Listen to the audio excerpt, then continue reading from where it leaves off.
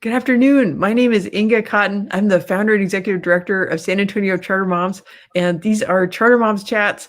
And we've been going live to talk about what parents need to know to navigate education during the pandemic, whether it's finding good distance learning resources or bringing their kids back on campus safely, or if they need tips about doing learning at home.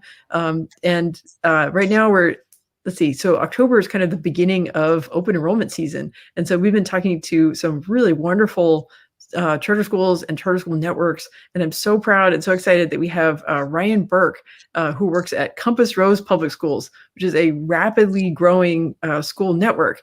And so Ryan's role is that she works with school leaders across it just blows my mind, 5 Compass Rose schools.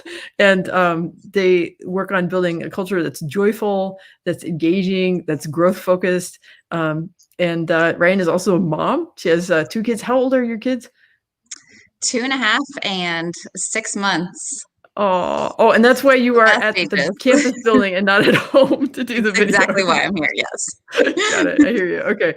Yes. Okay. So, Ryane, thank you so much for joining us on Charter Moms Chats. And if y'all look, there's in the description of the video, there's a link to a blog post that we just updated, and it's our enrollment guide to Compass Rose Public Schools. So it's got great things like links to find the school website, how to apply, where to locate the different campuses. We even have like the bus stop map. We've got all kinds of good stuff in there to help parents learn about Compass Rose Public Schools. So thank you, Ryane. Thank you so much, Inga, for having me. This is just a great opportunity. Something I haven't had the chance to do before, so I appreciate the invite. Yeah, great. I wanted to the best way I know to introduce to folks what Compass Rose is about. I'm going to actually read part of the first paragraph of the blog post because the team, like Paul Morrissey and his team, like worked on crafting this paragraph and like explains it better than I could, like what the mission, what the purpose is of Compass Rose. So Compass Rose Public Schools, it's a growing network of charter schools where academic achievement coupled with personal growth is their true north, right? Get it? Compass, true north. Okay. And the polar bears, right? At the Legacy campus. Okay. Very thematic. Yeah. The academic program is built on the rock solid foundation of a college preparatory liberal arts curriculum. The high school program is organized around pre-AP and AP courses. And then each campus has a slightly different program to respond to the community needs, right? So, at one campus, it might be robotics and entrepreneurship, or computer science and coding, or aviation and aeronautics. So that's like the best sort of encapsulation that I can give about Compass Rose. But I'm glad you're here. You're the expert. You work there. So I was wondering if you could comment about that culture that I just tried to describe based on the blog post, and then also how y'all have adapted during the pandemic, right? Using blended learning or using distance learning and bringing kids back on campus. Okay. That's a long question. It's a great intro, though. I really appreciate that. Yeah, I think our schools are very well encapsulated in that opening that you gave, Inga. I think across our Compass Rose schools, and like you said, we did expand from 1 school last year to now 5, which is mind-blowing, as you said, right? It's been a pretty large expansion in the course of just, years in the making, but also felt like it happened all in like months and weeks, right? And so we've definitely created this culture and are really grounded in this mission of making sure that our students are engaging in a rigorous education, coupled with this focus on personal development and really cultivating students' dreams that they have for themselves, right? We know that our students come to us with so much that we can build on and really foster and cultivate so that they can pursue those dreams. We know our families send their kids to us with big dreams, and so it's our job to really just to bring those to life, really. And I think one of the ways that we do that is through this differentiated focus across our schools. So whether it be, having students engage for the first time in a coding class when they're 5 years old, right? Or just talking through how to like build and design airplanes, right? Which is essentially the goal, and how our schools are set up to really make sure that student interests and are both being addressed, but then opening up sort of new interests to our students as well at the same time. And just thinking about the transition to sort of distance learning, which is been the really fun endeavor of all schools across the country in the last few months. We first transitioned to distance learning in the spring, of course, and we had at the time with our one school, we had been implementing, certain aspects of sort of a blended learning model. And to be able to build on some of those components, yes, made it easier, but nothing made distance learning easy, right? Like nothing, absolutely nothing really could have prepared us for sort of the extreme shift that we had to undertake in a very short period of time. Luckily, I'd be remiss to not acknowledge Dr. Shawana Chambers, who really helped lead the charge in transitioning us to the distance learning environment really fully. We weren't in a place in the spring where we had one-to-one technology. We weren't in a place where we had all the platforms like fully set up, and we got there really fast. And we were able to make sure that our students had access. And then coming into this school year, really made that very important shift to making sure that all of our students did have access to technology. We are now a one-to-one network, and which is vital, right? Number one thing we have to do in terms of ensuring equity across the learning experience of our students is making sure that they have access to technology. So that's been extremely crucial in terms of our ability to deliver high quality instruction in the current climate as well. Yeah, and I want to mention, so in the blog post that we linked to in the description, there's also a link to the blog post we did about kind of the back to school process that Compass Rose did. I was just so impressed with not only like Paul Mercy's paranoia, but in a good way. I mean it in a good way, right? Great way to say it, he had though, this yes. imagination about, he must watch the same like apocalyptic movies that I do, like, imagining like, how bad things can get. And then all those things kept happening, right? But if you can envision it and prepare for it, then when it does happen, like, the adults suffer because we're all working super hard and the teachers are all working super hard, but the students don't suffer, right? The students are still getting a high quality education, right? And then like Parker Couch, right, who's based in Austin, and right, and you mentioned Dr. Shawana Chambers, Dr. Shea, like, just like in the way she thinks through things, right? Like having single sign-on, to simplicity, because I've heard so much from parents about like, I can't keep up with all these apps. Like it's like, I can't, like, there's like, this is on this app, this is on this app. And just like the stress of that. And yeah. And she's been sort of visioning that, like I said, for a year, right? And so it was already in progress as we were about to make this transition. And then we're able to, everything has its bumps, right? So we've certainly all had our bumps in the road with this transition and this now hybrid learning environment, which is sort of like a brand new thing that we're calling it. And yes, Dr. Shea has been really instrumental in helping us make that transition. Yeah. So tell me about, so you work closely with the school leaders, right? So there's elementary, middle, and high at Legacy, right? And then there's elementary, middle at the Ingenuity campus, right? Okay. So you're helping to coach them and, about things like communicating with parents and, being transparent about all these changes and stuff. So what has that experience been like? What kind of feedback have you gotten from the school leaders about the situation they're in, like trying to open schools during a pandemic? Our school leaders have to be consistent and graceful at all times, right? Which is a really hard job. And, there's anxieties coming at them first and foremost from everyone, and rightfully so, right? Everybody's experiencing a sense of nervousness and anxiety living in the world of COVID that we're living in. And our school leaders have to be sort of that safe place for everyone. And we have the right people to do it. We have some phenomenal leaders in place who, I would like to say that I'm doing a phenomenal job coaching them, but I think we just also hired some really good people who were just ready to take on the task, and some more experienced leaders than others, but I think equally across the board have handled this this change and like everything that gets thrown at them so well. And I think that the coaching has become very different, right? I mean, the coaching over the summer was primarily virtual, right? Lots of the preparation and planning was like, okay, let's get on the Zoom call. Like, okay, let's get on another Zoom call, right? And so it was lots of that, like throughout the day. It was lots of planning ahead that we did back in the spring, and we were planning for every scenario at the time, right? Mm-hmm. So often with coaching, right, there's sort of like one target that you're going toward, and here it felt like there were three different targets. Like we could be virtual, we could be in person, we could be hybrid. Let's plan for all three and see, and see every one of those come to fruition in the best possible way. So our leaders essentially had triple the work to do, right? Because they were then, taking this Compass Rose model that we felt, that we were really grounding ourselves in and making it their own for their individual school. Spending a lot of time over the summer just taking everything we were doing at the network level and then sharing it and sharing it again and sharing it again in a way that was really hopefully overly communicative with both families and with staff.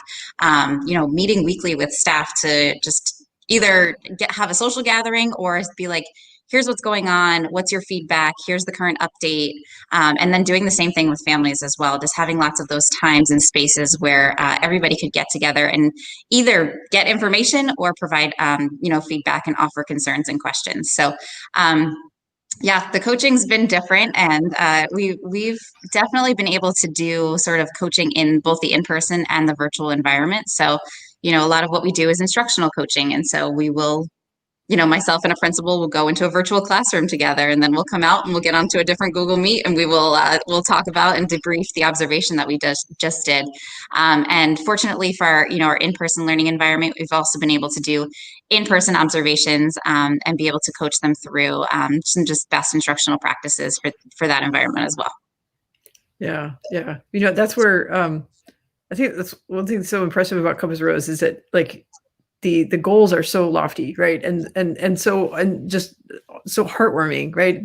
But then also like it comes down to these details too, right? It's like to actually achieve those goals, it takes hard work and it takes good processes and right, like lots of team meetings, lots of communication, lots of observation, and you're doing it with so many people who are new in their roles. Like I remember, I think Principal Thompson, like when I met her, she was a brand new teacher at I remember going to meet the teacher night when the Legacy campus first opened, and she's just like full of energy, and like it's exciting for me to think of her as like a principal now, like that, that she keeps moving and a great one. Yes. Yeah.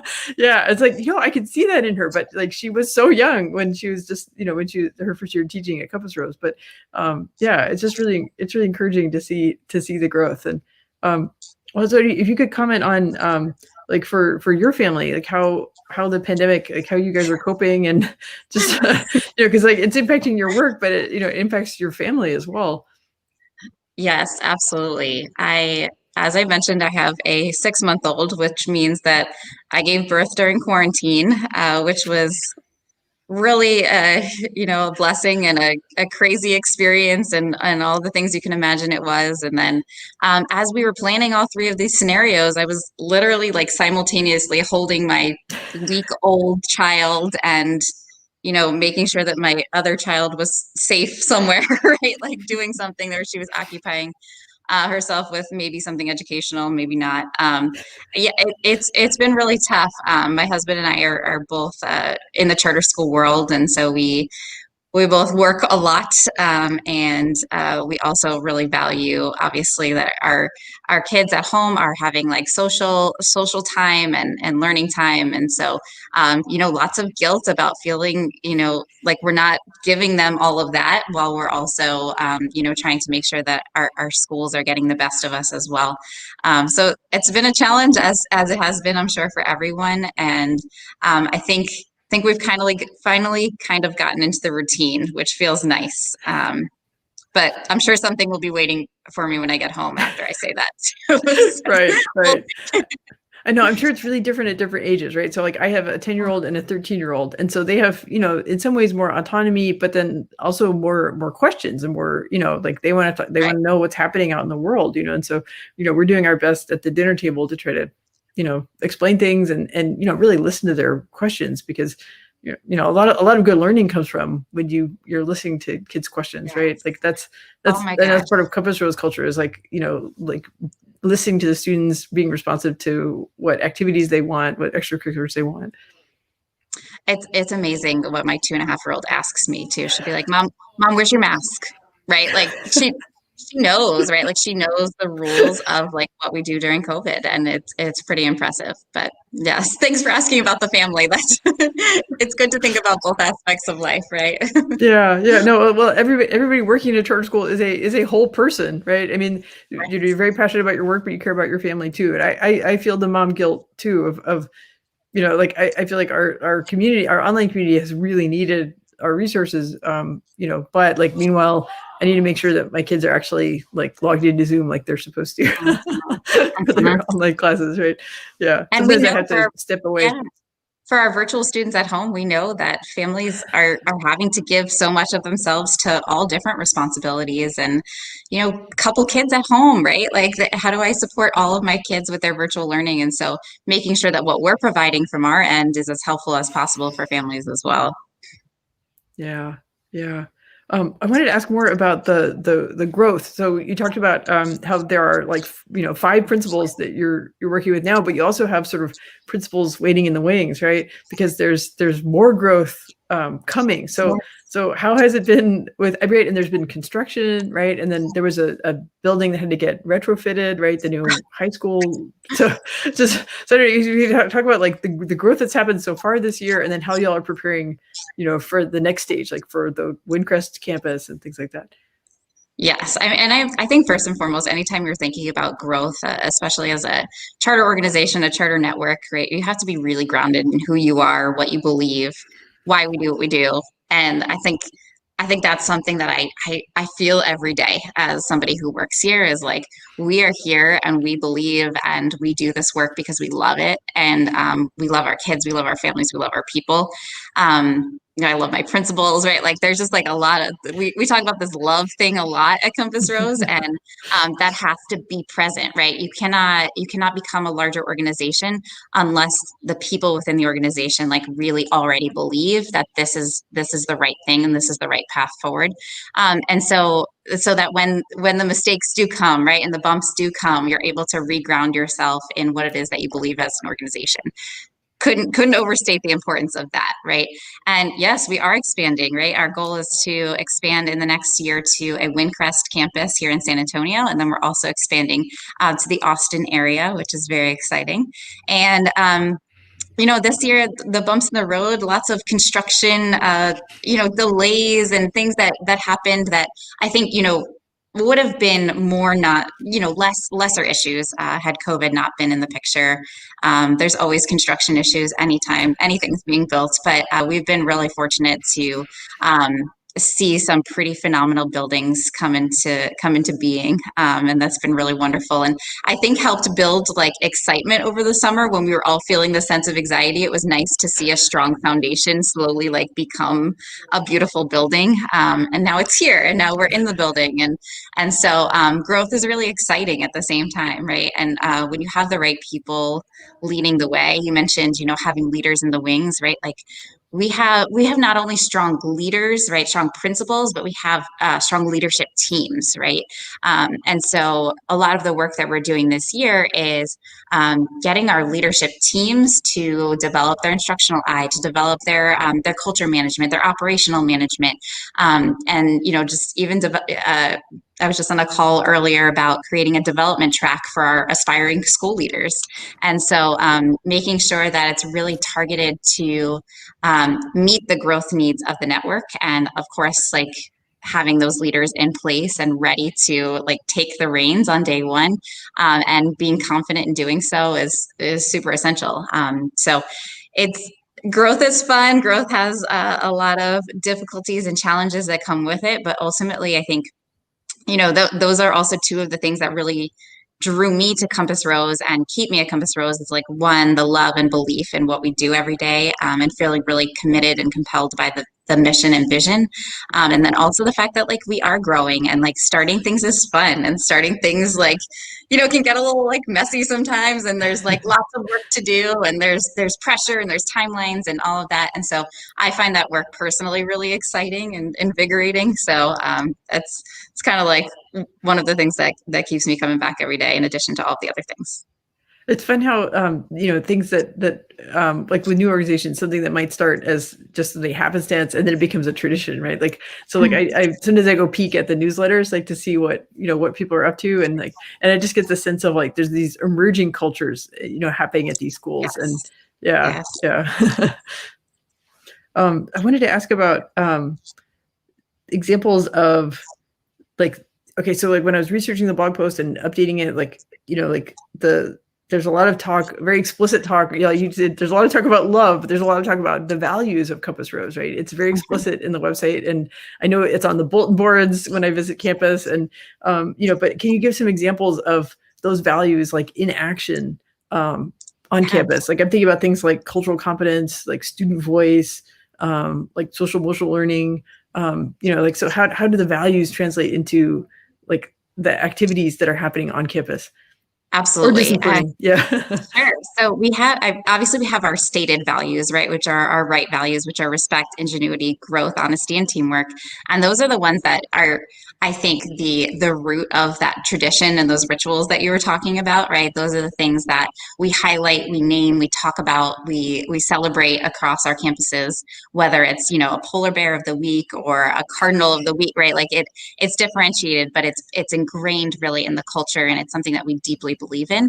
And then like I think that aligns perfectly with these ideas of cultural competence and incorporation of student voice. And I'll start with the student voice piece.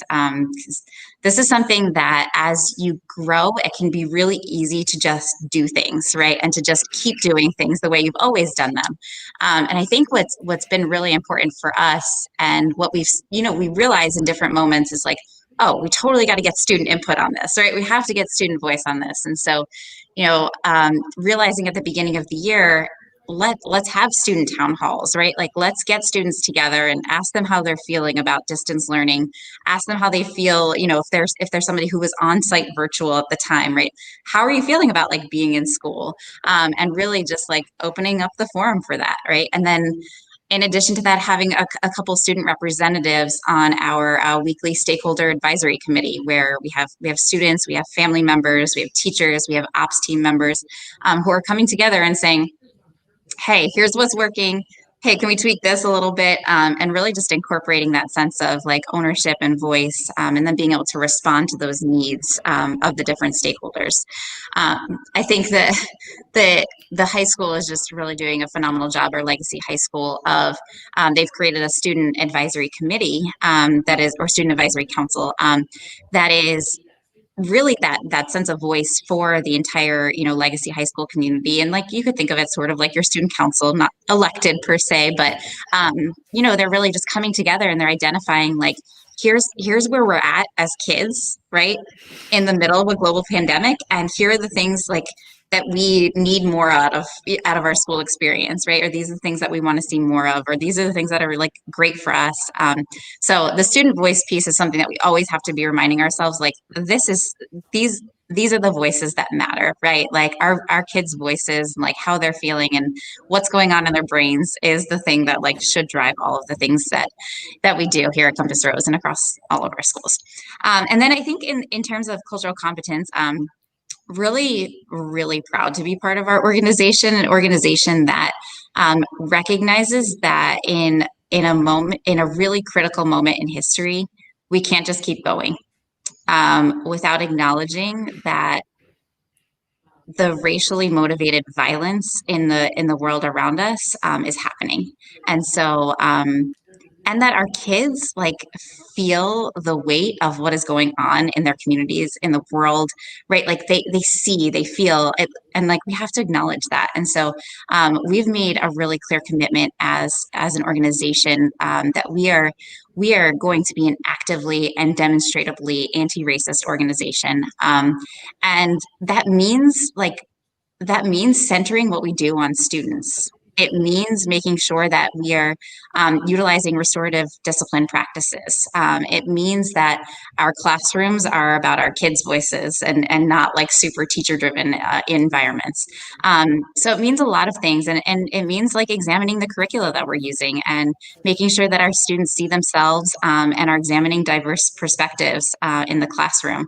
So I think we've done a lot of work to really live up to our values, which is something that makes me particularly proud because it's important to always be assessing and reassessing, like, are we doing the things that like we said we were going to do, right? Or, you know, if we're really part of the community, and we really value the voices of the people whom we serve, then you know, we have to step back and say, what are these practices? What are we doing to make sure that we are truly anti-racist organization, truly multicultural and culturally responsive organization.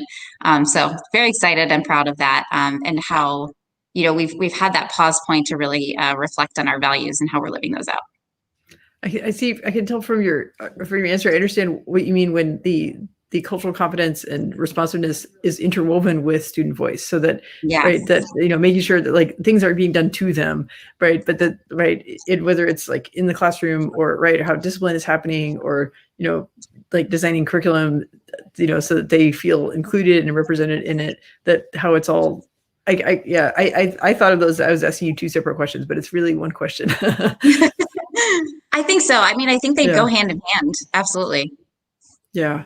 Well, good. I wanted to ask about, you know, like the campus locations are very deliberate, right? So that like the first campus in San Antonio, Legacy, is at Port San Antonio. So it's two buildings now, but they're both at. I'm sorry, those are at Brooks, right? Compass Legacy is at Brooks. Okay, and then the new campus, Ingenuity, is at Port San Antonio. So that's more on a little to the southwest. And then the next campus, Compass Rose Journey, will be in sort of the Windcrest area, but it's like sort of I-35 and Walsham, right, on the northeast side. So these are all very deliberately chosen to be areas where traditionally students have been underserved by education, where the level of college attainment like is in the single digits in terms of how many students from those neighborhoods are actually graduating with college degrees. And it's just a wide disparity between what the outcomes for those students versus in the wealthier parts of town. And I know it's a very conscious decision, you know, to be bringing this like extraordinary high quality education that's, you know, very design based, and bringing that to parts of town where that has not been available in the past. So I was wondering if you could comment more about, you know, like how Compass Rose wants to create more opportunity for these kids, like, you know, what the campus location has to do with that, things like transportation, and just, you know, making sure that families feel welcome and students feel welcome and have ambitious goals. Yes, absolutely. We fundamentally believe that every student deserves to like access, right? Every student really like given the right environment, the right resources to support sort of that like drive toward that dream, toward that goal. We know that our students can achieve whatever, right? Whatever they set their mind to. And so building those opportunities within, you know, all communities is of the utmost importance, and we want to make sure that our students do see themselves as being able to like attain whatever it is that they set their mind to. And so yes, like a conscious choice, and also really intentionally co-designing and partnering with the communities, so that again, it's not like we're coming in and saying like this is how we're going to do this in the community, but let's talk about what is needed in this community. Let's talk about what families really want for their children in this community. And so having those conversations and listening to people, and not just making decisions for folks, right? Because while we have a model, we also want to differentiate. We want to be responsive to that need, and to the desires of the community in which we are serving. I think I missed the second part of your question, though. I hope that answered the first part. Oh, yeah. I guess so. No, I think no, you covered the whole thing. Okay. Basically, just no, that's it. It's it's that these are like areas of town where students haven't had as much access to high quality education. Maybe the schools they were zoned for, have a track record of maybe not getting kids ready for college, and not communicating to them that they have those opportunities. And then, and like, I think I mentioned at the beginning that there's certain, so can you kind of recap like what the areas of focus are at each campus? Sure. Okay. At our Legacy campus, entrepreneurship, and at our Ingenuity campus, aviation and aeronautics. Those are the two primary foci, if you will. And then computer science and coding are really something that is interwoven across our schools. And something that I think we've always heard from families, right? Like being able to like navigate technology and become really good with all of the stuff that's on computers, right? Because that is the future, is something that we've heard over and over again. And I personally like love. Sorry, there's the bell. Yes, I'm in a school building right now.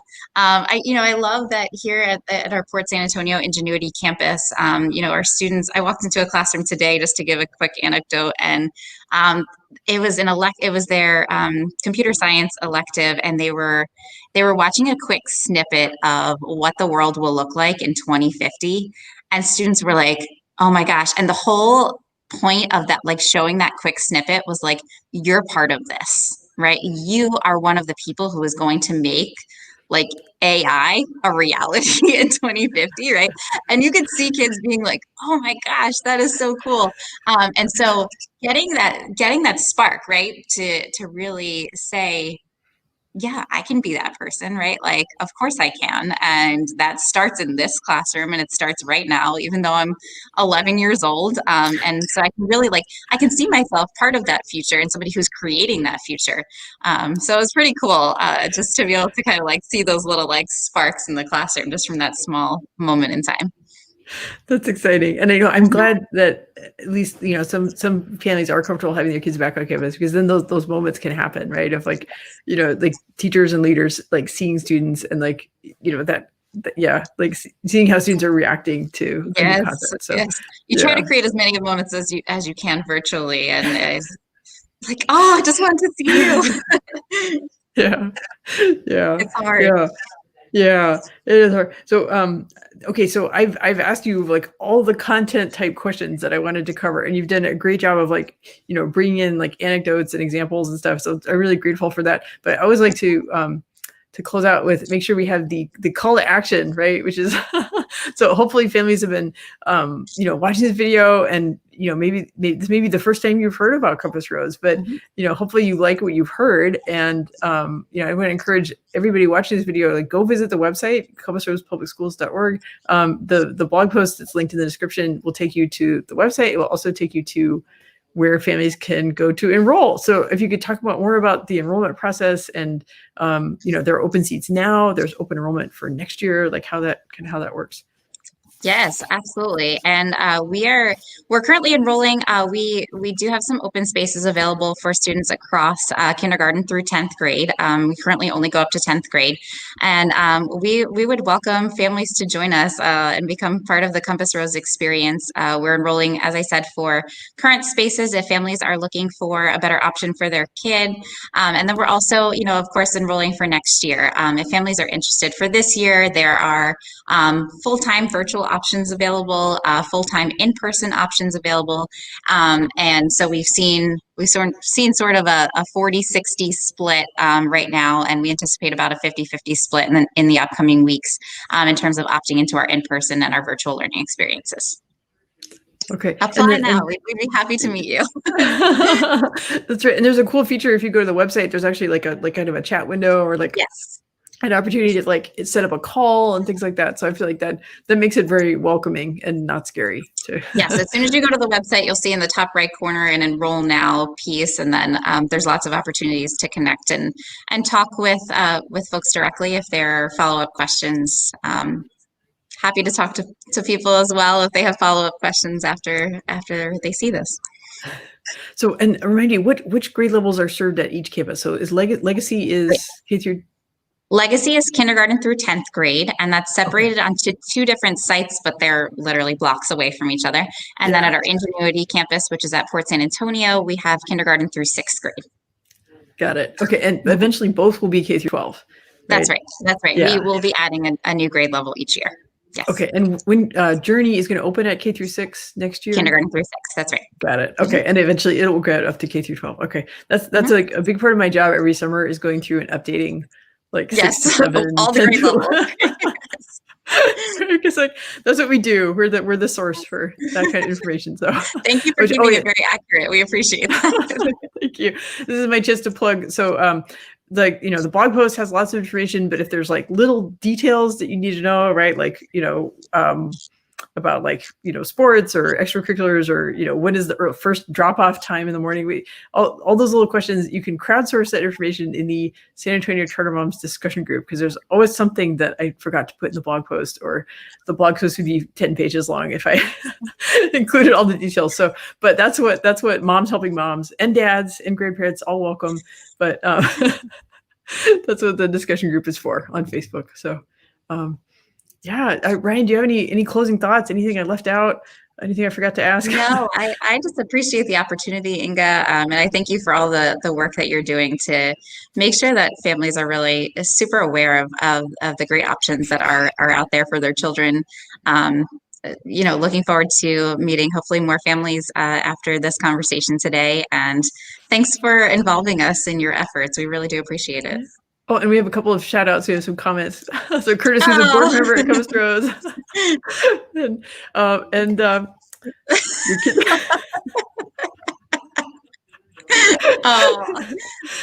It's a hi, Mom. So while you're at school. Yeah, that's really sweet. Very sweet. Yeah. And thank you, Curtis. So, Ryane, thank you so much for being on Charter Moms Chats. And I want to encourage everybody go visit the website. If this sounds appealing to you, go ahead and submit the application and get some more information and take it from there. So, yeah, keep growing, Compass Road Public Schools. We will. Thank you so much, Inga. Okay. All right. Take care. Bye-bye.